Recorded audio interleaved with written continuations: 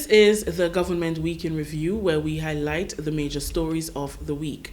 Coming up, as dengue cases continue to rise, health officials warn against using certain painkillers, and government signs agreement for salary increases with another union. We'll have details to this story and more when we return.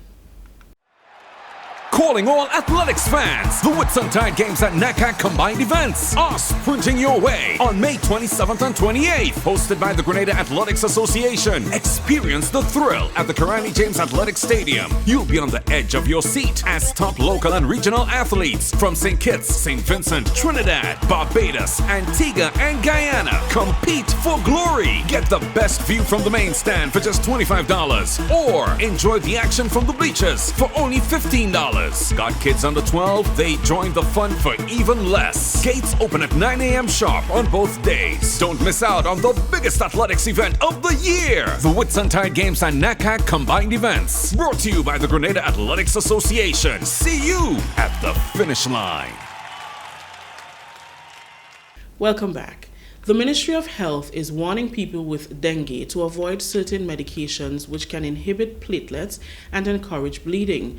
These include ibuprofen, Motrin, and aspirin. During a press conference on Friday, Chief Medical Officer Dr. Sean Charles explained that dengue interferes with the platelets of infected individuals, and using these types of medication will actually make their condition worse. They can make the bleeding worse, or they can precipitate it. Because one of the things that happen in individuals who suffer severe disease is that their platelets, the number of platelets, and platelets is it's a material in your blood that helps it to clot. Persons with dengue, all right, the disease causes their platelets to drop. And when it drops below a certain level, then those individuals would bleed easily, and it's difficult to control. Now, these medications, such as the ibuprofen and the aspirin and so on, they tend to inhibit your platelets. All right, so they will basically worsen the situation. And aspirin, in addition, can cause another severe complication, especially in young children. So that is why the public is advised to stay away from these medications. The Chief Medical Officer says they have recorded 39 dengue cases with 10 hospitalizations this week, referred to as Epi Week 19. The numbers represent a significant increase over Epi Week 18, where 20 cases and 8 hospitalizations were recorded. 60% of those hospitalized come from St. Andrew, while St. Patrick, St. John, St. Mark, and St. David each have 10% of the hospitalized cases. The CMO says those within the 25 to 44 age group are most affected, while 56% of the reported cases are 24 years old and younger. With cases continuing to rise, Dr. Charles says Grenada has sent samples to their reference lab at CAFA. We have sent samples to our reference lab, all right, and we should expect those results sometime by the end of this week. So we will be able to tell you what type is circulating right now. We are very eager to find out that as well, because we are aware that in 2021 we had type 3 circulating, and I think many persons know that if you were infected with one type in the past, and then you get infected with another type, it increases your chances of having severe disease. So once we have that information, we will share. Dengue symptoms begin 4 to 10 days after an infection. They include high fever, severe headache, pain behind the eyes, nausea, and vomiting, among others. Serious symptoms of dengue can come after a fever has subsided.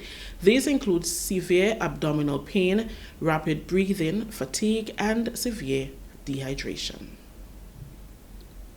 The government of Grenada, through its negotiating team, continues to talk with representing unions for salary and wage increases for public officers.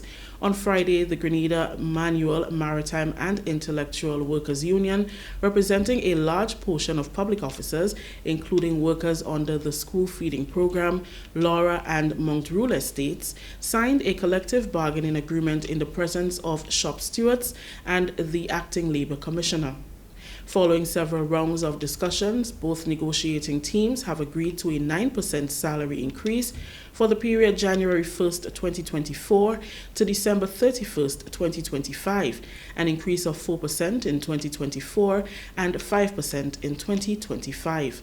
Deputy Chair of the Government Negotiating Team, Mrs. Lindona Hilaire Marshall, commended both parties on amicably completing discussions to reach an agreement. We recognize that this union represents a significant number of persons in the public service, being the fourth largest representation that we have. And you represent a cross-section of persons whom we deem to be very important. We know they're not forefront. The cooks, if the cooks are not present at the school sometimes, we can appreciate what can happen to some of the students. Some students go to school without anything to eat. And we are extremely grateful to have those workers as part of the public service. Also, the persons on the estate, we appreciate what they do to contribute to the building of our nation. So we extend thank you to Mr. Williams and Ms. Evans. We've had the negotiations with them, and we've gotten to understand a lot more about the nature of the work for those persons. We are appreciative of the way in which and the manner in which the negotiations were conducted and is now being concluded. President General of the Grenada Manual, Maritime and Intellectual Workers Union, Oscar Williams, said the team is satisfied with the outcome. He said an increase, especially for some of the cooks, is long overdue. It wasn't easy, but at least we reached at this point. And one of the main things I want to highlight is that I want to congratulate the GNT team for during the negotiations, we were able to get, I think it's nearly 30% for grade 2 cooks. Understand me? I think the salary went up very high, understand me? And we feel very good about that, understand me? I know the cooks will be very pleased about that, and we want to, highlight this issue because it was in the pipeline for years, and finally the grade 2 cook's salary has gone up very high. $210,000 have been allocated for grants to agro-processors and agro-tourism personnel under the Blue-Green Digital Innovation Challenge launched on Thursday. We have details in this report. The launch of this climate-resilient agriculture for integrated landscape management project by the United Nations Development Programme has paved the way for a new grant-funded program targeting agriculture and agriculture-related businesses. This initiative aims to provide financial support and opportunities for innovation by offering a maximum grant in the amount of US $30,000. The primary objective of the program is to encourage the adoption of digital and innovative solutions within the operations of agricultural enterprises, including agro-processors and agro-tourism entities. The Blue-Green Digital Innovation recognizes the potential of technology to drive positive change and enhance the resilience of these businesses in the face of challenges. By fostering collaboration between agricultural enterprises and digital experts, the initiative aims to empower and elevate the agricultural sector. Minister of State with responsibility for agriculture and lands, fisheries and cooperatives, Senator Adrian Thomas, highlights the potential of this initiative in improving local production and strengthening the resilience of Grenada's agricultural sector. Grenada has the potential to produce agricultural products that people in various parts of the world are yearning for. Therefore, by using the innovation and technology to increase local production, our country must aspire to evolve into the ability and capacity of producing for the international community. The black gold, which we call nutmeg. The brown gold, which we call cocoa. The green gold, which is now referred to as soursop, and other spices, brothers and sisters, are some of the real products we must be focusing on in going forward. With specific focus on women and youth, Fabrizio Bresciani, Senior Technical Officer at the Office of Innovation at the Food and Agriculture Organization, emphasizes that this program has a specific aim of tackling the crucial challenges confronting Grenada's agricultural sector, with the ultimate objective to drive improvements in agricultural practices. Extreme weather events, the island's unique biophysical characteristics, low quality standards, and limited economies of scale in production are among the key challenges which require nothing less than innovative approaches to ensure the long-term viability and prosperity of the sector. However, Grenada has a tremendous advantage, namely a well-established and widely accessible digital infrastructure in the country.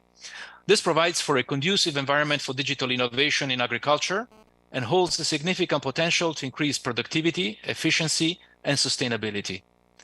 By harnessing the power of digital tools and technologies, we can create a future where agriculture thrives in harmony with the environment. Dr. Mohamed Nagdi, Cluster Head for Sustainable Solutions, Energy and Climate Change at UNDP, foresees the program making valuable contribution in sustaining Grenada's economy for generations, ensuring environmental preservation, and promoting food security. When we talk about sustaining Grenada's economy for generations to come, we're providing these innovators with the necessary support and funding that they need to bring their ideas from conception to reality, which is not only crucial to them, but also for the island's economy on a whole. So by investing in Grenada, they will be able to diversify the economy and create new employment opportunities. By providing capacity building and support, this program will facilitate the connection between local businesses and professionals in the fields of IT, digital technologies, and innovation, ensuring that businesses receive the necessary assistance to enhance their operations effectively. The National Allied Health Professional Council is extending the deadline for beauty and wellness practitioners to become certified to meet licensing requirements of the Allied Health Practitioners Act. Chair of the Council, Dr. Nicole Fort, announced an extension of the deadline as well as a license and registration amnesty during a press conference on Friday.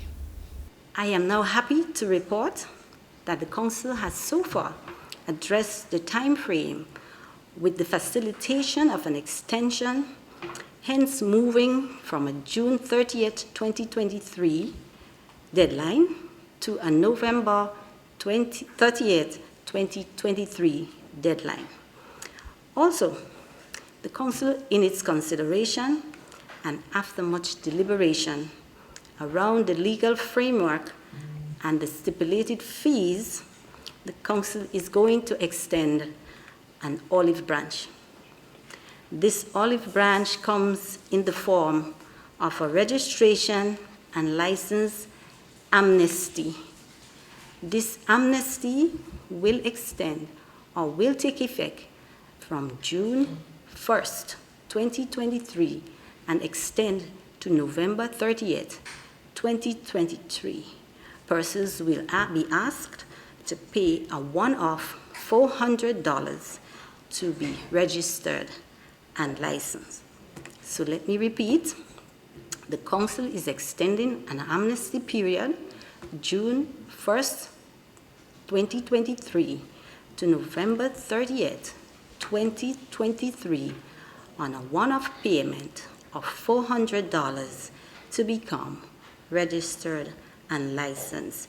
We must remind you that registration is once, and persons will become eligible for renewal of license every 3 years thereafter. Please note that after this amnesty period has elapsed, all new applicants will require to pay a full charge as stipulated in the regulations going forward. After the amnesty period, new registrants, both Grenadians and CARICOM nationals, will be required to pay $605, while non-nationals will have to pay $705. This is the Government Week in Review. When we return, NOWASA speaks of challenges faced as a result of the dry season.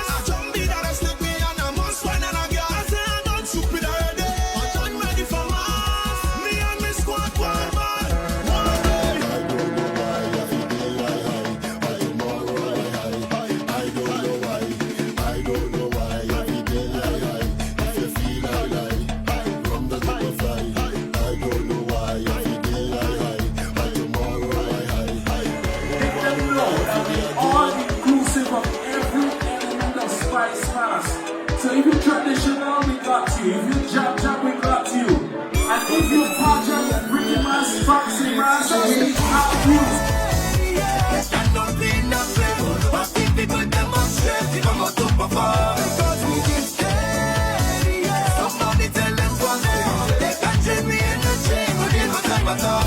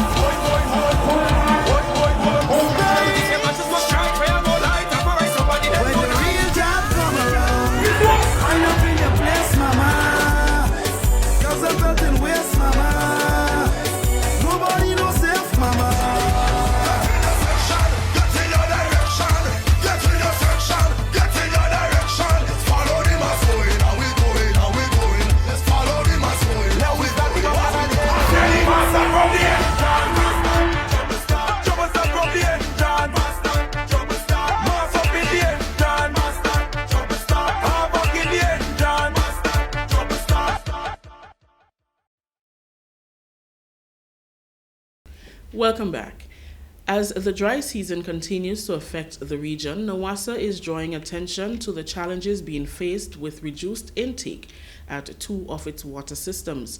12 water systems are among the hardest hit, with production significantly affected in some areas. More details in this report.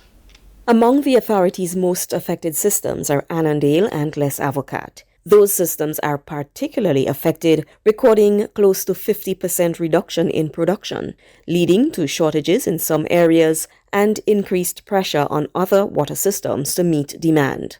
Manager of the authority's Production and Quality Department, Ms. Shamila Raghubir, explains that the situation could worsen as drought conditions continue, and with some water systems likely to face more severe challenges in the coming weeks unless there is significant rainfall.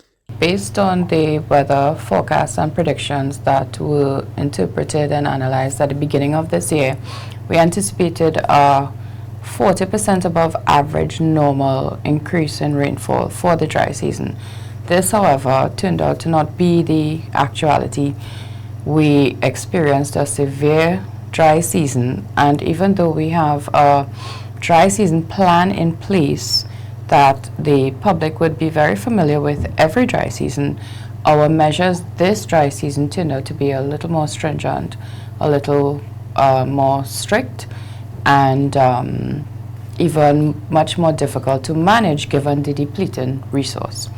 Normal production at the Annandale water system, which is the authority's largest, is usually in the range of 2.5 million gallons daily. However, that is down to 1.4 million gallons per day to meet the same demand. At the Les Avocats water system, production shortfall is 100,000 gallons, with communities such as Laborie, St. Paul's and Mondelez hardest hit. Important to note is that the largest share of the $125 million GIS project, which is currently being implemented, is allocated to the Les Avocats system, which is the most vulnerable. a number of long-term development projects have just hit the ground. For example, the need for raw and treated water storage tanks, the authority is very much aware that that's needed as of yesterday, but it is a process. And before the next dry season, I can assure the public that we will definitely have some of those storage tanks in place. Another thing they must be mindful of is that the infrastructure must meet or exceed what is required to transport that water from these new storage facilities. So therefore, there had to be upgrades or replacements in certain pipelines in certain areas, and that also took time. So we definitely are mindful that we know certain things may take long. We know that the narrative seems to be the same thing over and over, but we also know that we are driving the solutions home as we speak. While the authority worked to address the challenges in the short term, valve regulations and water truck delivery are implemented to manage the situation. NOASA is also appealing to individuals to manage their water supply and use it wisely. We may have preached this every dry season, but this time you have to be your neighbor's keeper. You have to be mindful that in order to feed everyone with a limited supply that we already have, please conserve water, fix your internal leaks, please store water when the water does reach your home, and please turn off your taps, in times of usage that is not called for, brushing your teeth or extra long showers. We're seriously asking people to be mindful of conservation. Practice it in the home, practice it with your kids, and with your neighbors especially. No using of hoses to wash cars.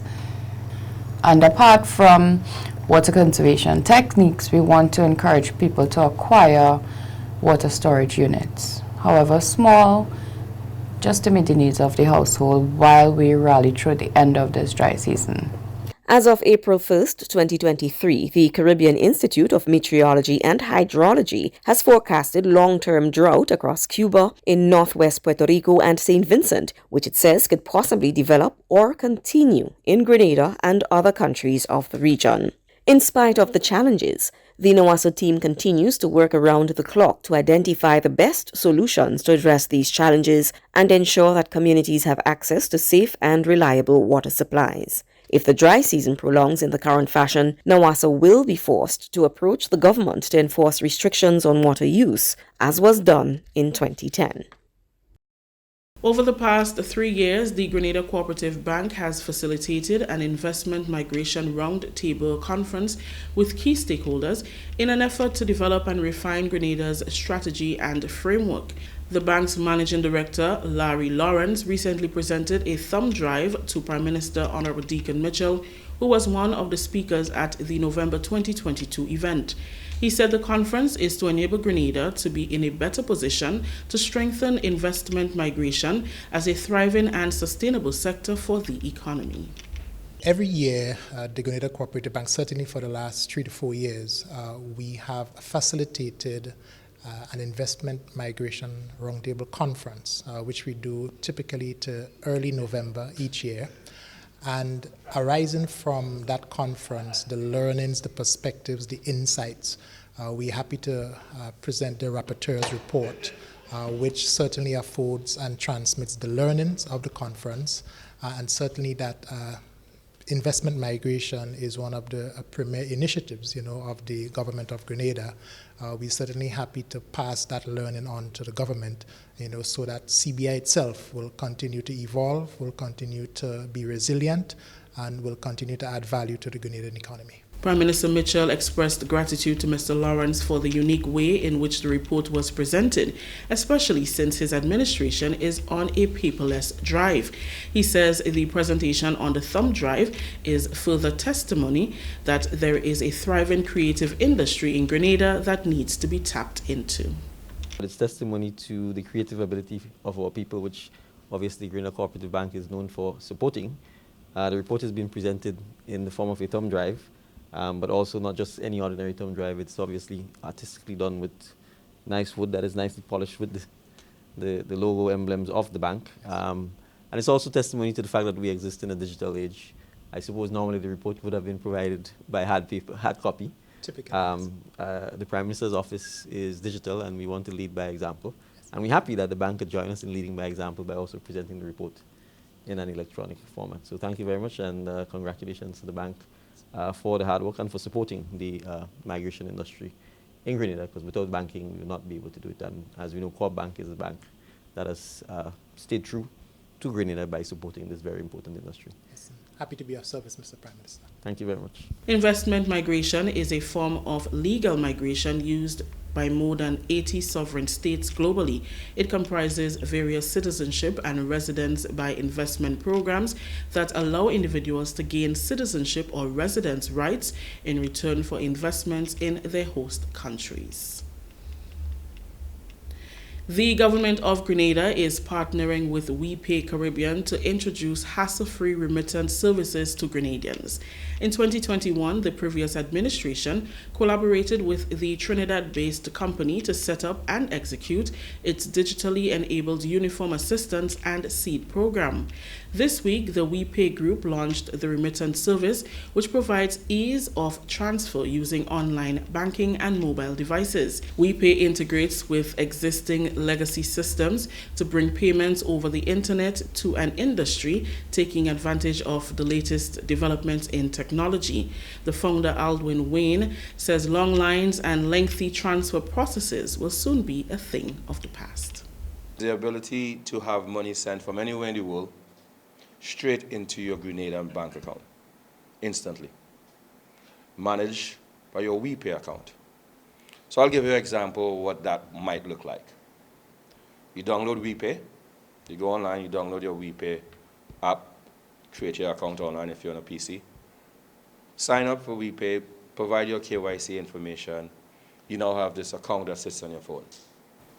With WePay remittance straight to your mobile device, calling your cousin up in New York, he's sending you that $50, it goes to your phone at 10 o'clock at night, and that phone account is tied to your regular bank account. So your debit card that you have from your bank, you could now pay the bill at Umbrellas that you had without having to come back tomorrow because you went into a store to get the remittance money. The plan, he says, is to expand the network so families from various states and countries globally can take advantage of the services. It's to connect all these countries together on a single platform. So let's say Trinidad, you're here in Grenada. You would have that same ability to open your phone, just how the cousin from Maryland sending money straight to you here. You now could open your phone, find your friend, sister, or whoever in Trinidad, and move money from your account here to their account. No ACH, no wire, no SWIFT. So that's the ultimate game plan when it comes to why we're expanding so rapidly, so that we could create a Caribbean-owned network that allows for ease of transfer, ease of movement across not only the Caribbean, but along the diaspora population first, and then the wider world. WePay Remittance is being powered by RIA Money Transfer. We take another break. When we come back, consultations to begin soon to review mental health legislation. At the NIS, our team proudly works to support the evolving needs of Grenadians. We have made some changes to our operations and want to keep you informed. Firstly, we are happy to introduce the new unemployment benefit. This benefit will provide an insured person with 50% of his or her former income in the case of sudden unemployment. To support this benefit and other benefits we offer, it was necessary to increase the contribution rate. The contribution rate will increase gradually each year until it reaches 16% in 2031. As always, the contribution will be split between you and your employer. The pensionable age will also increase from 60 to 65 years. This increase will also be gradually reaching age 65 in 2029. Pensioners will continue to be eligible for a pension from age 60, but will receive a reduced payment. The NIS recognizes that the prices of basic customer goods are increasing globally. Therefore, we are happy to also increase the weekly minimum pension payment by 25%. Finally, we have adjusted our survivors' benefit payment to a percentage of the age pension minimum. Widows, widowers, and dependent parents will receive 100% or $58 weekly, while children will receive 50% or $29 weekly of the deceased's pension. We are here to make the transition to these new changes as clear and simple as possible. If you have any questions on how these changes impact you and your family, please contact our new informational hotline at 440-6647 or visit www.nisgrenada.org. Thank you for allowing us to be your social security provider.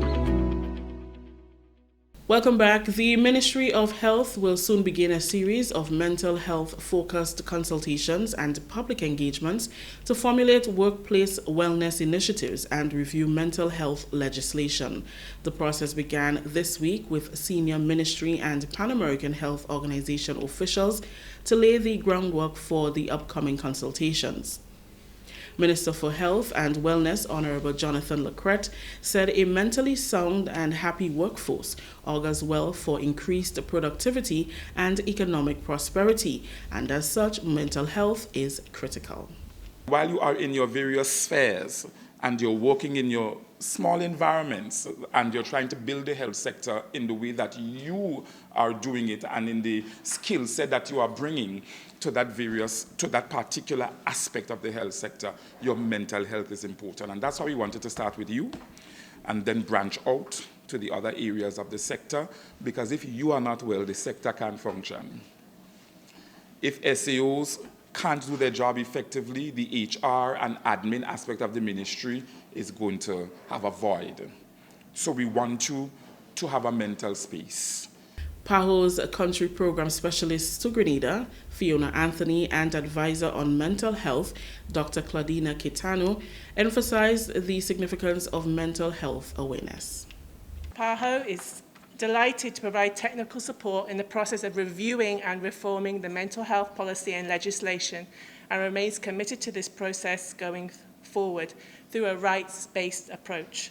We are supported here by Dr. Claudina Cayetano, the Regional Advisor on Mental Health, and Dr. Sumitra Patare, the PAHO Consultant, and also by Dr. Taraline Malcolm, the Advisor for NCDs and Mental Health for Barbados and the ECC countries, who unfortunately can't be with us today, but she's with us in spirit for sure.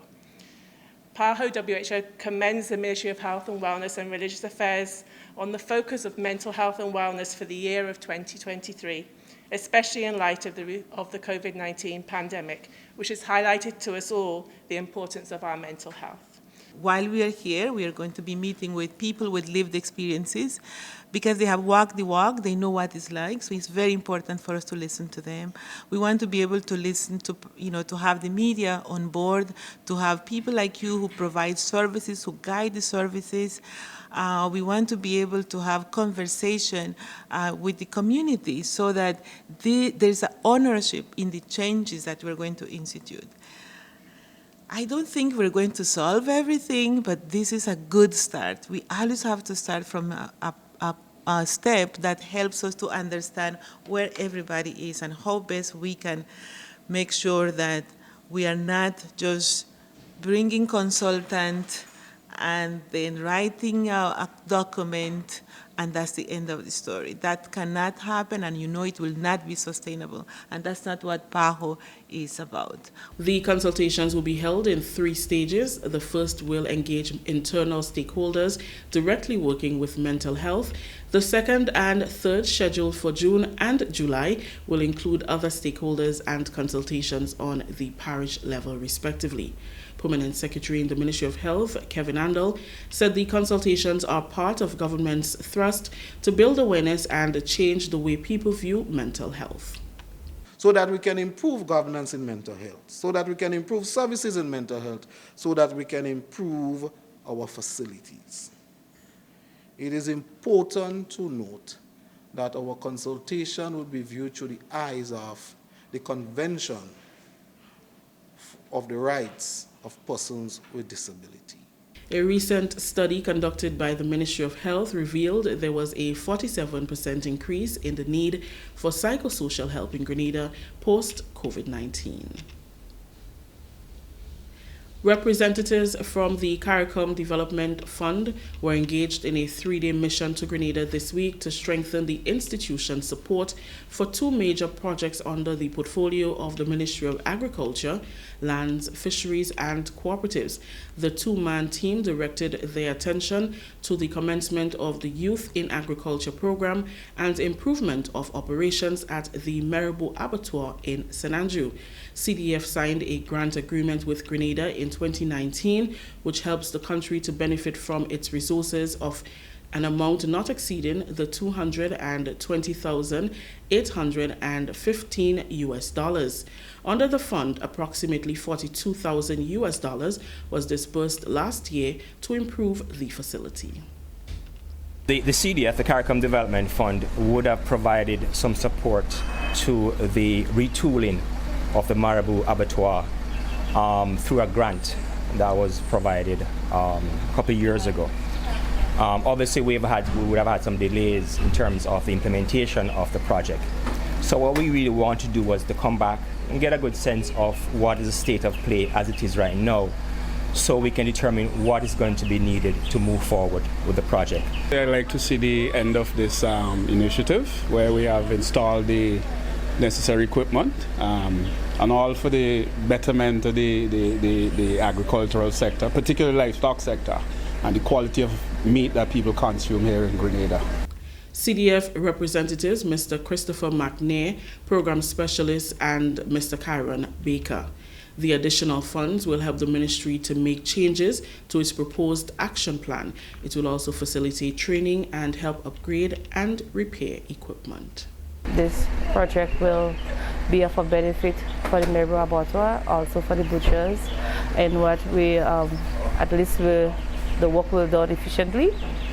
And it will be a plus. And also it will be great for food safety. That way your meat is properly kept. And it's really a project that was geared to upgrade the Marabou meat processing facility to not just a facility where we do just slaughter and just send off into the public, but also fabrication of carcasses. In that same moment, we also had discussions regarding increased productivity in all the sectors across livestock, particularly. So this was one of the initiatives that was geared to facilitate or accommodate the increase in livestock production. The Marabou Abattoir is the largest and most modern of the 3 facilities in Grenada that processes approximately 75 animals per week. This facility is important as it has been building customers' confidence through the processing of safe and quality meat for the local market. Upgrading of the Marabou Abattoir will also increase productivity and reduce the level of backyard butchering done under poor handling practices and unhygienic standards. The Empower program of the Ministry of Education, Youth, Sports and Culture continues to create a positive impact on young men in Grenada. June Paul reports on a graduation ceremony held this week. An official graduation and certification ceremony was held on Thursday at His Majesty's Prison to honor the achievements of more than 26 young inmates who have recently completed training under the Empower program. 8 participants of Empower 3.0 received CVQ Level 1 certification in air conditioning and refrigeration, 4 in electrical installation, with an additional 4 receiving CVQ Level 2 certification in general agriculture. 10 participants from the Empower 2.0 received the CVQ Level 2 certification in general agriculture. Addressing those in attendance and congratulating the participants, Minister with Responsibility for Youth, Honorable Ron Redhead, beseeched the participants to embrace the opportunity, rise above and be inspiration to others, despite the challenges. You could either do 2 things in life, young men. You could either give in to the challenges, or you could embrace the challenge as an opportunity and rise above that. And I'm saying to you this morning, take your challenge here. You are serving your time. This is your consequence, and you know that you have to face that. But take it as an opportunity that you're going to do better, and by that you're going to help somebody else to change their lives, to avoid a life of crime and imprisonment, and that you're going to teach them, because now, as the skit said, you are empowered and you are equipped with the knowledge and the skills to do so. So thank you very much for participating. The ministry congratulates each and every one of you for your achievement, and those who are continuing to study and earn their CXC, do more of that. Greatest leaders in the world took education serious when they were in prison. Nelson Mandela. You have the likes of President Fidel Castro. You have the likes of all these other great men who served time, even though at the time they were in prison for wrong things. But the point is, they served time, and they didn't use it as a deterrent. They used it as something to embolden themselves and improve. And that is what we want you to do, and to continue working. Become a productive young man in Grenada, Carriacou, and Petit Martinique. Acting Commissioner of His Majesty's Prison, Rupert Nichols, pleaded with the participants to remain positive and put the acquired skills to use when they are integrated into society. When the opportune time reaches that you will be released from here, we trust that you would use the knowledge of the different skill that you acquired within the walls of His Majesty's Prison to make your life better for your family and the country as a whole. Because it was once said by the great Nelson Mandela that when you want to have a full assessment of your community, look within the walls of the prison, and you would determine and you would see what society, are made of. A number of participants within the Empower program are among other inmates who are currently writing the 2024 CXC examinations, and prison officials are anticipating a 100% pass rate. I am June Paul reporting. Finally, students of primary schools in St. David will converge at the Lassages playing field from Monday to participate in the revitalized primary school cricket. Details from Karen Maureen. Cricket is being reintroduced at primary school level by the Department of Sports in the Ministry of Education, Youth, Sports and Culture. From Monday, May 22nd, playoffs will be held in each parish, starting at the Lassages playing field for schools in St. David. Young cricketers from 33 primary schools will be participating in the program. All matches start at 9 a.m. Cricket coach Steve Mahon. Come Monday the 22nd, we are at St. David's, Lassages, for the first playoff. Tuesday, we are at Tantin, St. George's, for the St. George's playoff. Wednesday, we're in St. Cuthbert Peters Park for the St. John St. Mark's playoff. Thursday, we're in Progress Park for the St. Andrew's playoff. And Friday, we're at Plains for the St. Patrick's playoff. And the following Tuesday, the 38th, we're bringing all the winners of the parishes together in Lassages to have a national playoff. The winner of each parish will have a playoff to become champion primary school in Grenada, Carriacou, and Petit Martinique. The program was placed on hold for 3 years, mainly because of COVID-19 and also as a result of other issues which affected sporting activities in the schools. But the Deacon Mitchell-led administration is eager to get sports back in the nation's schools to spark the interest of the young and upcoming sportsmen and women. The kids are very excited. We've been to a number of schools. In fact, we have a confirmed 33 schools participating throughout Grenada, Carriacou, and Petit Martinique. And they're all excited, they're ready and they're willing to go. And as I said, they'll give it 100% and we will give as much support as we can. On Wednesday, coaches Steve Mahon, along with his colleague John Mitchell, visited the St. Peter's Catholic and Florida government schools in St. John. Mr. Mitchell explains what their visit was about. There's a one-day tournament, so we're trying to get them prepared for that tournament. So we'll be dealing with batting, bowling, fielding, these aspects of the game. The kids are indeed excited to put their cricket skills on display and represent their schools. Yes, I'm excited about my upcoming tournaments against the other schools. I'm hoping that we come home with joy, knowing that we won and bringing the trophy home to the school, yet another winning competition again. What do you love most about cricket? The bowling part is kind of tricky. It's kind of tricky, but you have to keep your eyes on the ball. Bring home the trophy for my team. I wanted to go and do my best. I have faith that my team will have the courage and the bravery to go through this cricket tournament, and we will win no matter what. Win or lose, we will still be proud of ourselves. I am Karen Marine Alexander reporting. That story wraps up this edition of the Government Week in Review. Until next time, I am Rakisha St. Louis.